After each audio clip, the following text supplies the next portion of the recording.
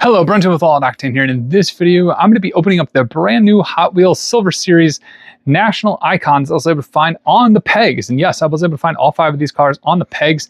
I found them at a Meijer. So I don't normally have a Meijer local to my area, but I was traveling for work, and thus I was able to find some cars, stuff that I don't normally find where I live in St. Louis. So this is a Silver Series set of cars.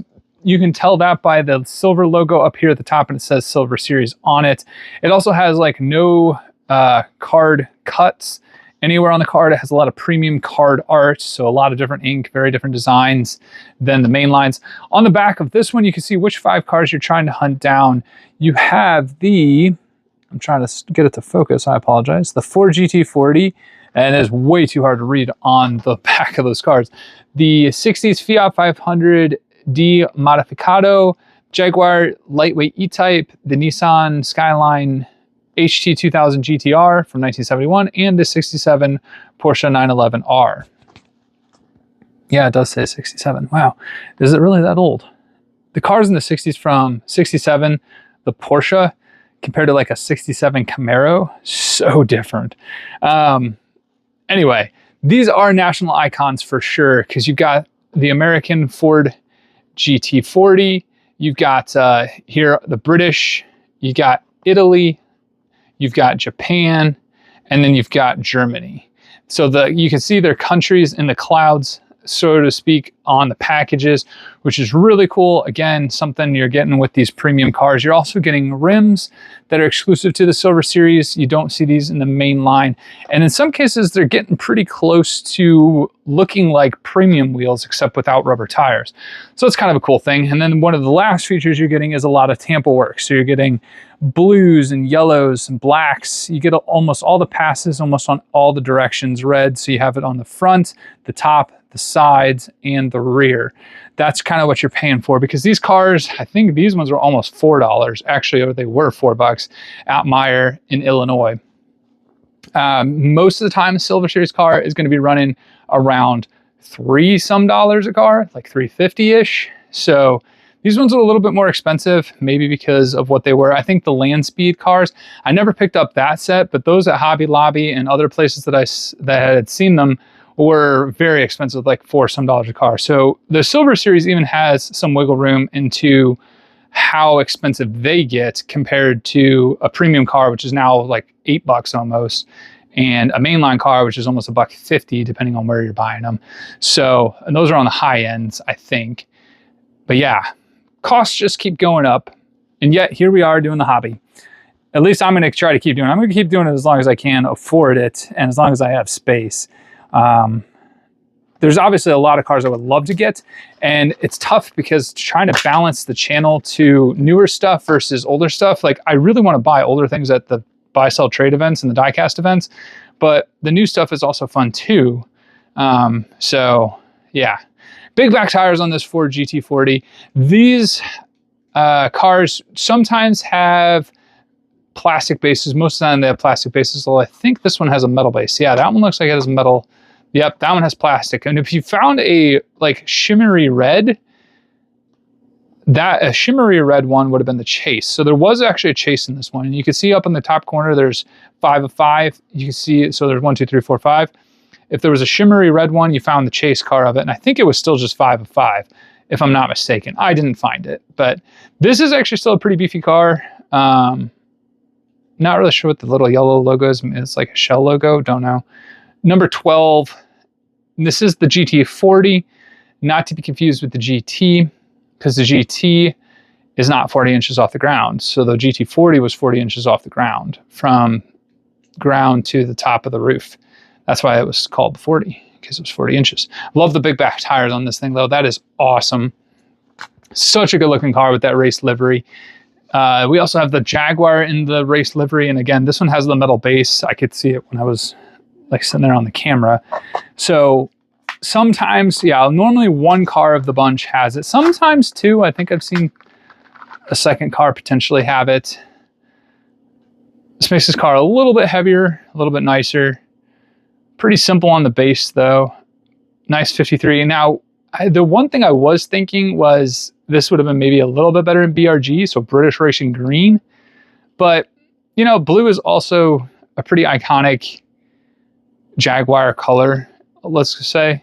It's got a really nice tampo for the headlights. It's really pretty clean, simple casting. And if you think about it, the base, without the base, the car would be kind of bland, cut in half, really.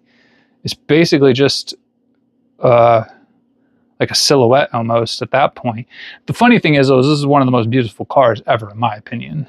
The E-Type, it's just absolutely stunning. Mashbox makes a really good version, although I don't think they make the lightweight. I think the lightweight, we've seen the lightweight before, I think in the premium, in like Team Transport, I think.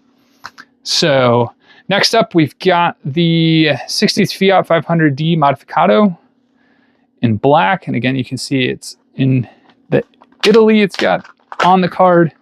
Let's open up this cute little thing. I love the little tires on this thing. I guess if you were a customizer, it's kind of a nice car to get for wheels like this, but it's tough because it's expensive for a wheeled owner. Massive metal. Does that close? It does not close. Huh. So they left that open. I'm sure if you pushed hard enough, you could actually break that. So be very careful. I don't think it's a splitter. I think they just have the engine open, which is kind of cool. That might be a feature. I doubt it, but this thing is definitely probably one spicy little unit, that's for sure, because they have like the little air intake in the window there. Is that what that's intended to be? I think so. Yeah, that's a spicy little unit. If you guys know anything about that, let me know. I feel like Filippo from Cars and Bids would know so much about that. Man, I would love to talk diecasts with some of them to just see what like open their world to a lot of different diecasts and then pick their brain about all the cool cars. So next up, we have the 1971 Nissan Skyline HT 2000 GTR in orange.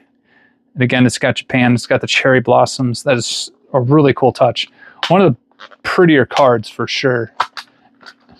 And it is okay to say that is gorgeous card art. I feel bad throwing it away, but I don't really know what else to do with it. I can't save everything. There we go. Really nice tampo work on this one as well. I don't really know what other color this one could have been, so I'm glad they put it in orange. I think silver would have been too bland. And we already have a red Porsche. Again, it probably could have switched with blue, but I think this car looks really good in orange.